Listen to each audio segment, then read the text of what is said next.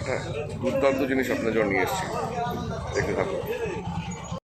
প্রায় রোজই যদি যাতায়াত করি, বাট সুযোগ পাইনি এই ছবি তোলার। এটা হচ্ছে কলকাতার একটা অন্যতম দ্রষ্টব্য বিষয়, সুইং ব্রিজ, যেটা খিদিরপুর ডকে রয়েছে। তো আজকে দেখবো সুইং ব্রিজটা কীভাবে কাজ করে আর এখান থেকে কীভাবে জাহাজ চলাচল করে। তারপরে এটা হিস্ট্রি নিয়ে আপনাদের কাছে আসছি।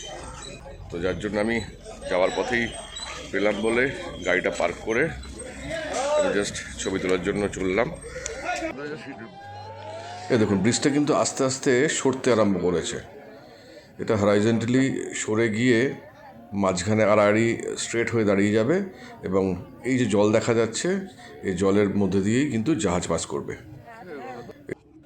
এটা কিন্তু একটা ব্রিটিশ জামানার ইঞ্জিনিয়ারিং মাস্টারপিস বলা যেতে পারে। বয়স কত জানেন এই ব্রিজটার?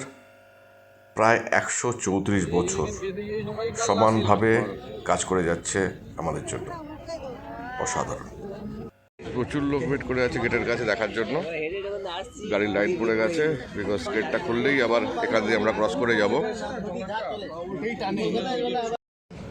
একটা ছোট বোটে করে কয়েকজন ভদ্রলোক এলেন এই সুইং ব্রিজের এখানে, এবং তাদেরকে এখানে নামানো হলো। সঙ্গে তাদের ওয়াকি টকি আছে, তার মানে তারা কিন্তু এখানে ওয়াকি টকির মাধ্যমে they will guide the sheep.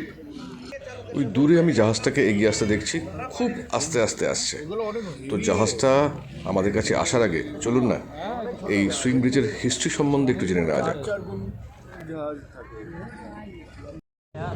এই সুইং ব্রিজটা কিন্তু তৈরি হয়েছিল 1891, মানে 1891 সালে। ভেবে দেখুন, তখনকার দিনে এই ইঞ্জিনিয়ারিং মাস্টারপিস। এবং এই ব্রিজটা তৈরি করে ওয়েস্টউড বেলি অ্যান্ড কোম্পানি, যেটা লন্ডনের একটা কোম্পানি, সেই কোম্পানিটা কিন্তু এই ব্রিজটাকে তৈরি করে। এত বড় জাহাজটাকে এই সামনের অ্যাঙ্কার শিপটা একটা দড়ির মাধ্যমে টেনে নিয়ে যাচ্ছে। এটার নাম হচ্ছে গ্ল্যাডিয়েটর 3। এদের কাজ হচ্ছে জাহাজকে টেনে নিয়ে যাওয়া।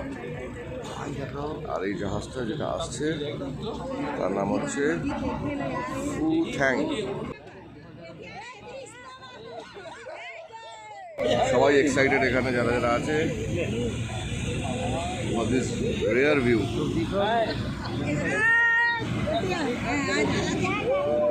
এসে গেছে জাহাজটা একদম কাছে।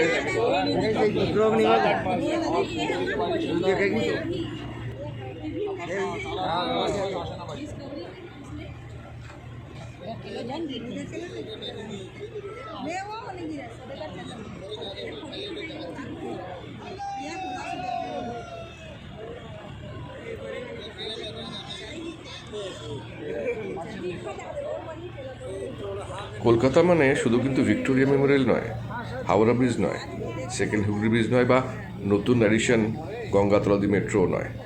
কলকাতার হিস্ট্রিতে এরকম অদ্ভুত অদ্ভুত আরও অনেক কিছু জিনিস আছে, যেটা কিন্তু না দেখলেই নয়। আর তাই তো কলকাতা হলো তিলোত্তমা কলকাতা। সঙ্গে থাকুন, আমার চেষ্টা করব এরকম আরও অনেক কিছু আপনার জন্য নিয়ে আসার।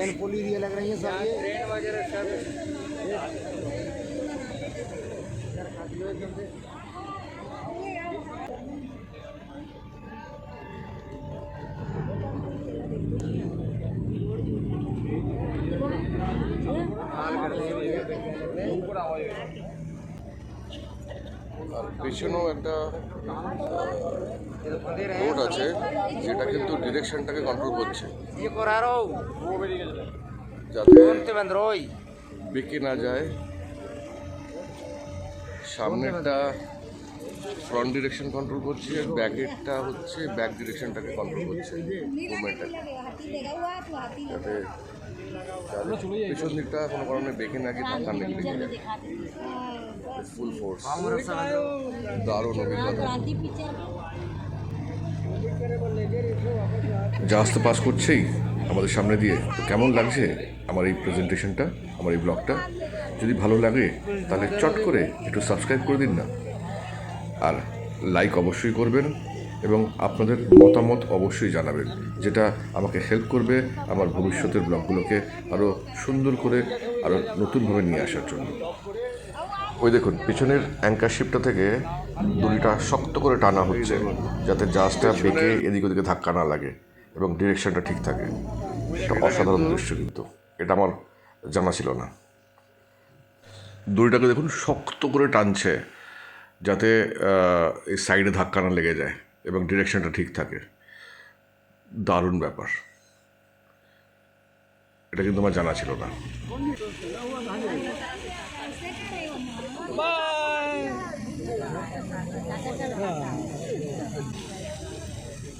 এইবার জাহাজটা পাস করে গেলেই কিন্তু, জাহাজটা চলে গেলেই কিন্তু এই সুইং ব্রিজটা আবার আড়াআড়িভাবে খুলে বন্ধ হয়ে যাবে। এখান থেকে আমরা গাড়ি নিয়ে পাস করতে পারবো।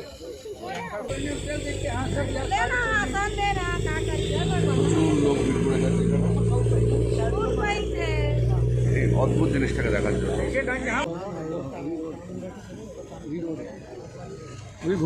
ওদিকেও প্রচুর লোক দাঁড়িয়ে আছে দেখার জন্য। দুর্দান্ত অভিজ্ঞতা, এটা কিন্তু একটা awesome experience for all of আস।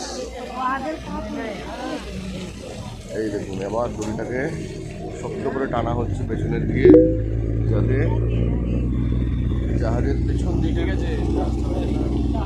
মুভমেন্টটা ঠিক রাখা যায়। এই পেছন দিকের মুভমেন্টটাকে, ডিরেকশনটাকে ঠিক রাখছে, এর কাজ ওটা। এটা হচ্ছে গ্ল্যাডিয়েটর 6।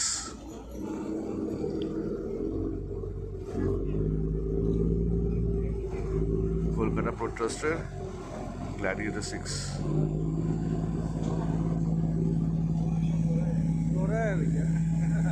কলকাতা পোর্ট।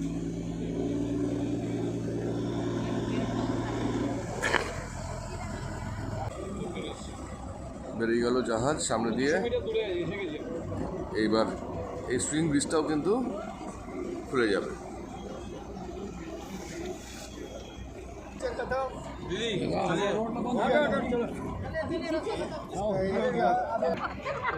লোকের ভিড় এখানে।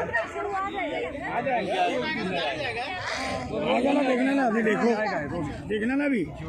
ओ भाभी हो, चलो भाई ढक्कन लगाओ भाई। শুনলেন কি উনি কি বলছেন? উনি ঢাক্কান লাগাতে বলছেন, মানে ব্রিজটাকে বন্ধ করতে বলছেন বা রাদার খুলতে বলছেন। দারুণ, এটাও কিন্তু ব্যাপক ছিল। এবার কিন্তু সুইং ব্রিজটা এই দেখুন ঘুরতে আরম্ভ করে দিয়েছে। সো এটা এবার খুলে এখানে আটকে যাবে। এবার আমরা এখানে গাড়ি নিয়ে পাস यही आएगा, यहाँ पे आएगा।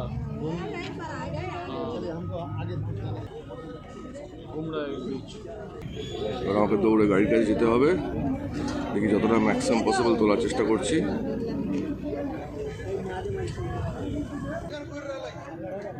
12 साल हो गए देखा हूँ सर, लगातार 12 साल। তো জলপথের ওপরে এবার সড়ক পথ তৈরি হয়ে যাচ্ছে। প্রথম দেখি কি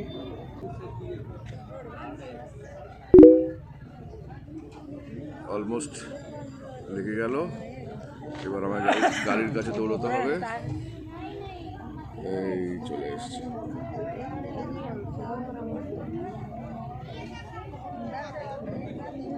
लेन जरा से भी आगे पीछे नहीं देख ले। वहाँ है ना चिकन हम फिट में এই দেখুন জাহাজ যাওয়ার পরে এবার তৈরি হয়ে গেল রাস্তা। ব্রিটিশরা যা দিয়ে গেছে আমাদের আনপ্যারালাল। Good afternoon. দুর্দান্ত অভিজ্ঞতা কিন্তু হলো আজকে। এটা অনেকদিন ধরে এখান দিয়ে প্রায় অলমোস্ট এখান দিয়ে রেগুলার যাতায়াত করি, বাট এই সুইং ব্রিজের পাশ দিয়ে জাহাজ যাওয়াটা অভিজ্ঞতা ছিল না। অসম এক্সপিরিয়েন্স, ফাটাফাটি। চলুন এবার এই ব্রিজটা আমরা ক্রস করব। এই যে লক গেটটা খুলে যাচ্ছে, মানে ready steady go. Lock gate খুলে গেল, মানে এবার চলো যাওয়া যাক। সো এগিয়ে চললাম এবার ওই ব্রিজের ওপর দিয়েই। দুর্দান্ত দুর্দান্ত দুর্দান্ত অভিজ্ঞতা।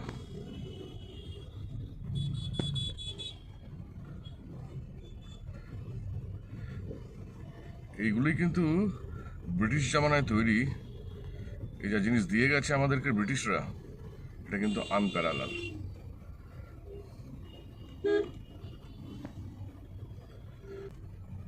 সুইং ব্রিজের দু প্রান্তেই প্রচুর ট্রাফিক ছিল।